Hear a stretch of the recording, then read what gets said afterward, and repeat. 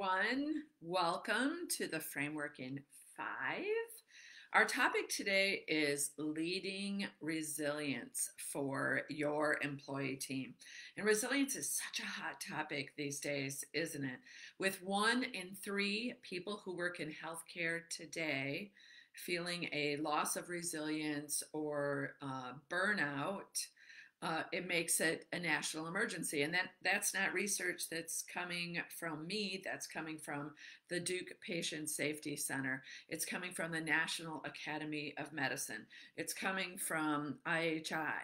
They're saying that it is a national emergency. Burnout is a crisis. And it needs to be the fourth aim in healthcare today. Well, guess what, people? All of this research was done pre-pandemic. Eek! So if you're thinking to yourself, I don't even have a plan for self-care for myself, much less figuring out how to lead self-care. Don't worry about it, all right? So how do you eat an elephant? One bite at a time. And the way cool thing about leading resilience and well-being on your team is the fact that you can do something small, all right? Something small and meaningful, and the ripple effect extends to families, right? Extends to your people and how they go home in the relationships. So a couple of things. The first thing is to role model it yourself.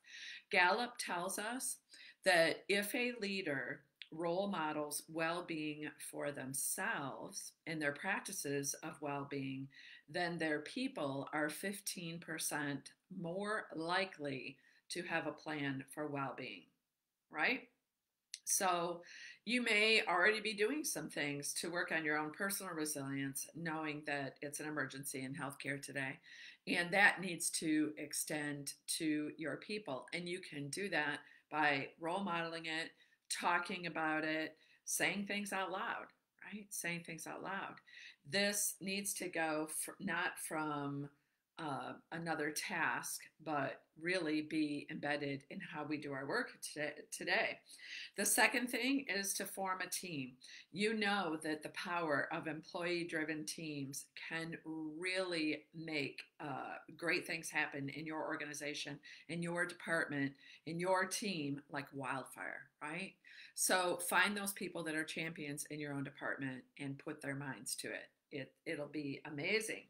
So because Sue and I both led leaders and employees that were suffering from burnout and also faced a loss of resilience ourselves, from the inception of our company, resiliency has been a part of the framework for achieving great results. Knowing that our framework is for both leaders and employees, right? Resilience needs to be a part of that. So don't make resilience fluff or extra work or nice to have, kind of, sort of. This needs to be standard work of both leaders and employees and how we do our work around here. I was on a team call with one of our partners, and you may have caught Sue's live with Dr. Ken Loving from Access Community Health Center in the fine city of Madison, Wisconsin this past week. And when I did a later call privately with Ken and some of his team members, I asked them what their wish was for the call that we were having, and I was teaching them well-being and resilience and how to lead it in their teams. So glad you all picked this topic today. And he said, my wish is that we didn't have to teach this any longer. My wish is that it just became a part of who we are and what we do every day. Well spoken, Dr. Ken Loving. So book a call. Go to the website, capstoneleadership.net. You want to put this in place in your organization and instill the framework for both your employees and your leaders. Let's talk about it. We'd love to hear from you.